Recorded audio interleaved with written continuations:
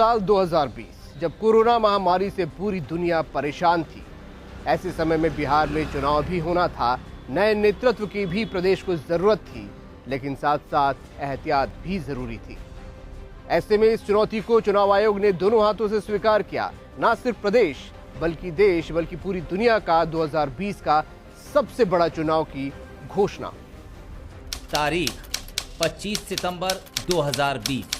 मुझे पूरा भरोसा है कि इस बदलाव के सुनामी में जहां एजेंडा पढ़ाई, दवाई, कमाई, सिंचाई, महंगाई, इन सारे एजेंडों पर बिहार की जनता जो है वोट देने का काम करेगी। And I am very much sure that people of Bihar will vote for us because people of Bihar want change. जो आशाएं उस भीड़ से हमको जो देखने को मिल रही है, उससे ये प्रमाण होता है कि हमारी सरकार बनना तय है, क्योंकि मौजूदा लोग जो बिहार के लोग हैं डबल इंजन गवर्नमेंट से, खास तौर पे नीतीश कुमार जी से लोग गुस्से में नहीं बल्कि नफरत करने लगे हैं। लोग उनका नाम सुनना नहीं चाहते।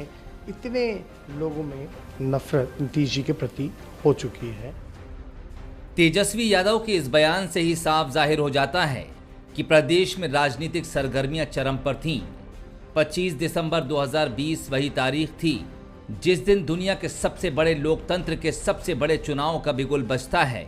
बिहार चुनाव की तारीखों की घोषणा होती है और तय होता है कि 3 चरणों में चुनाव होंगे। 28 अक्टूबर को पहले चरण में 16 जिलों की 71 सीट, 3 नवंबर को दूसरे चरण में 17 जिलों की कुल 94 सीट, तो 7 नवंबर को तीसरे चरण में 15 जिलों की 78 सीट पर चुनाव होना तय हुआ। वहीं 10 नवंबर को नतीजों का ऐलान होना था। चूंकि कोरोना काल था तो चुनाव के प्रारूप में भी बदलाव आए। मतदान के लिए 1 घंटे का वक्त बढ़ाया गया, तो सैनिटाइजर, मास्क, ग्लव्स और थर्मल स्कैनिंग जैसी व्यवस्थाएं पुख्ता की गईं।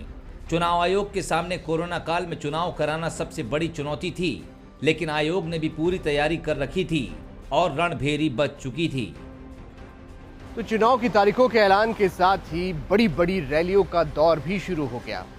लोगों को लुभाने की कवायदें शुरू हो गई, नोकझोंक शुरू हो गई, आरोप प्रत्यारोप का दौर शुरू हो गया। लेकिन ये तो हर चुनाव में होता है, फिर बिहार चुनाव में ऐसा क्या नया था? चलिए आपको बताते हैं। बिहार चुनाव में हमेशा मैनिफेस्टो एक अहम भूमिका निभाते हैं। फिर चाहे किसी भी बिहार चुनाव का इतिहास उठाकर देख लें, सरकार उसी की बनती है जिसके वादे जनता से जुड़े होते हैं।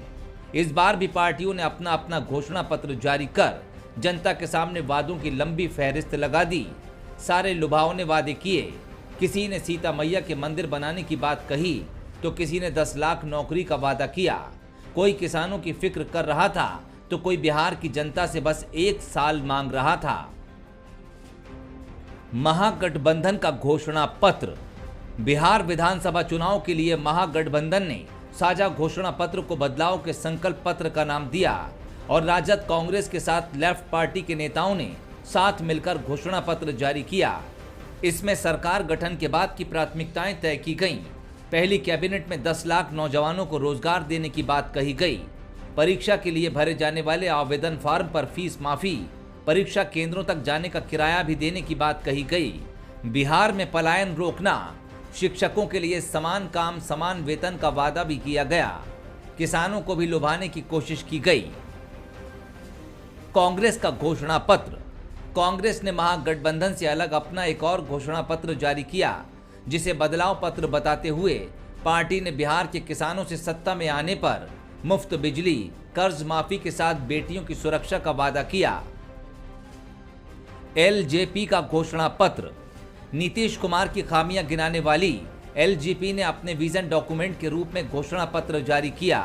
पार्टी प्रमुख चिराग पासवान ने घोषणा पत्र में बिहार के विकास, रोजगार के साथ ही सीता मैया का भव्य मंदिर बनाने का वादा किया। बिहार फर्स्ट, बिहारी फर्स्ट के विजन को भी रखा। साथ ही महिलाओं को मुफ्त में बस यात्रा की सुविधा, समान काम समान वेतन का भी वादा किया। एनडीए के संकल्प पत्र में वादे। सभी बिहार वासियों को फ्री कोरोना का टीका, 9वीं से ऊपर के मेधावी छात्रों को फ्री टैब, माइक्रो फाइनेंस से 1 करोड़ महिलाओं को स्वावलंबी बनाने की बात, दलहन की खरीद भी न्यूनतम समर्थन मूल्य की दर पर करने का ऐलान, 30 लाख ग्रामीण और शहरी क्षेत्र के लोगों को पक्का मकान मिलने का वादा। इधर एनडीए ने अपना संकल्प पत्र जारी किया तो चुनाव नतीजों से पहले ही ये भी साफ कर दिया कि अगर एनडीए की जीत होगी तो नीतीश कुमार ही मुख्यमंत्री होंगे। इधर दूसरी तरफ नीतीश कुमार ने 2020 विधानसभा चुनाव को अपना आखिरी चुनाव भी बता दिया। आज चुनाव का आखिरी दिन है, अब परसों चुनाव है और ये मेरा अंतिम चुनाव है। अंत भला तो सब भला। अब आप बताइए, वोट दीजिएगा ना इनको? हाथ उठा के बताइए। बीजेपी ने अपने मुख्यमंत्री के नाम का ऐलान तो कर दिया था, लेकिन वोटिंग होनी बाकी थी और नतीजों का भी लंबा इंतजार था। लेकिन इन सब के बीच जनता का सबसे ज्यादा रुझान आरजेडी की तरफ देखा जा रहा था। लालू प्रसाद यादव जेल से ही अपने बेटे तेजस्वी को कमांड दे रहे थे, तो तेजस्वी भी ठीक उसी तरह आगे बढ़ते जा रहे थे। बिहार के चुनाव में गठबंधन कोई नई बात नहीं थी, लेकिन इस बार चुनावी मैदान में 4 गठबंधन थे। एनडीए और महागठबंधन के साथ साथ ग्रैंड डेमोक्रेटिक सेक्युलर फ्रंट और प्रगतिशील लोकतांत्रिक गठबंधन भी मैदान में उतर चुके थे। बीजेपी और जेडीयू को कुर्सी से हटाने के लिए महागठबंधन ने इस बार वामपंथी दलों का साथ लिया। चुनाव में महागठबंधन की तरफ से आरजेडी ने 144, कांग्रेस ने 70, तो लेफ्ट पार्टियों ने 29 सीटों पर चुनाव लड़ा। सीपीएम पार्टी को हम लोगों ने 4 सीटें, सीपीआई पार्टी को 6 सीटें, सीपीआई माले को 19 सीटें, कांग्रेस को 70 सीटें, राष्ट्रीय जनता दल के खाते में 144 सीटें, 144 सीटें बची हैं, जिसमें कि हमारी बात मुकेश सहनी जी से अकोमोडेट करने की हो रही है। वहीं एनडीए गठबंधन में इस चुनाव में बीजेपी और जेडीयू के अलावा विकासशील इंसान पार्टी के मुकेश सहनी, हिंदुस्तानी अवाम मोर्चा के जीतन राम मांझी भी शामिल हो गए। चुनाव में जेडीयू के हिस्से 122 सीट आईं, जिसमें से 7 सीटें उसने जीतन राम मांझी की हम पार्टी को दी, जबकि बीजेपी ने अपने हिस्से की 121 सीट में से 11 सीट वीआईपी को दी। इधर केंद्र में बीजेपी के साथ होने के बावजूद चिराग पासवान की एलजेपी ने अकेले चुनाव लड़ा, क्योंकि एलजेपी नीतीश कुमार के पक्ष में नहीं थी। 2020 विधानसभा चुनाव में वैसे तो कई गठबंधन उभरे, लेकिन मुख्य मुकाबला सिर्फ 2 ही अलायंस के बीच देखने को मिला।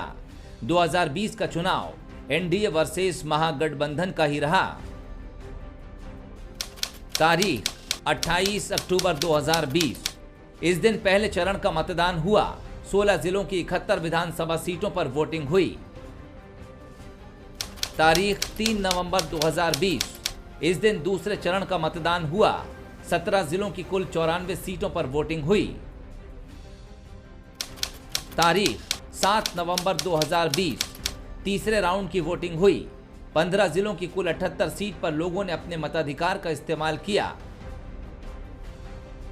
तो आखिरकार वो दिन भी आ गया जिसका हर किसी को इंतजार था। कोई अपनी नई पारी की शुरुआत करना चाहता था, तो किसी के लिए ये सम्मान की लड़ाई बन चुकी थी। लेकिन इन तमाम लोगों के बीच कोई था जिसे अपनी जीत को लेकर बेहद कॉन्फिडेंस था। तारीख 10 नवंबर 2020, नतीजों का दिन। आखिरकार बिहार चुनाव के नतीजों का दिन आ ही गया। 243 विधानसभा सीटों पर हुए मतदान के नतीजों का सभी बेसब्री से इंतजार कर रहे थे। ईवीएम खुली और धीरे धीरे रुझान आना शुरू हुए। शुरुआती दौर की काउंटिंग में लगातार महागठबंधन बढ़त बनाए हुए था। लालू यादव की आरजेडी एक के बाद एक लगातार सीट पर आगे आ रही थी, लेकिन एकदम से रुख बदलता गया और महागठबंधन पिछड़ने लगा और एनडीए 122 का जादुई आंकड़ा पार कर गया। सुबह 8 बजे से शुरू हुई मतगणना देर रात करीब 2 बजे तक चली, जिसके बाद किसके खाते में कितनी सीट गई, इसकी तस्वीर साफ हो पाई। महागठबंधन को 110 सीट तो एनडीए को 125 सीट पर जीत मिली। चिराग पासवान की एलजेपी को सिर्फ 1 सीट पर जीत मिली, तो अन्य के खाते में 7 सीटें गईं। महागठबंधन की अगुवाई करने वाली पार्टी राष्ट्रीय जनता दल 75 सीटों के साथ सबसे बड़ी पार्टी बनकर उभरी। तो बीजेपी की 21 सीटों में इजाफा हुआ और 74 सीटों के साथ दूसरे नंबर पर रही। लेकिन कांग्रेस और जेडीयू को काफी नुकसान हुआ। कांग्रेस 19 सीट पर तो जेडीयू 43 सीट पर सिमट कर रह गई। हार के बाद महागठबंधन के कुछ फैसलों पर सवाल जरूर उठे। कांग्रेस को 70 सीटों पर उतारना कितना सही रहा और कितना गलत, इस पर चिंतन जारी है। वहीं शुरू से ही चुनाव को लेकर कॉन्फिडेंट दिख रही एनडीए ने अंत में जीत हासिल की और 7वीं बार नीतीश कुमार बिहार के मुख्यमंत्री बने। बिहार जो भूमि है अशोक की, चंद्रगुप्त मौर्य की, महात्मा बुद्ध को ज्ञान यहीं पर मिला। यहाँ कब किसकी सरकार बन जाए, कब किसकी सरकार गिर जाए, राजनीतिक विश्लेषक भी नहीं बता पाते। यही वजह कि जब यहाँ सरकार का कार्यकाल खत्म हुआ तो तत्काल नई सरकार बनाने की कवायद शुरू करनी पड़ी और ऐसा ही कुछ हुआ भी।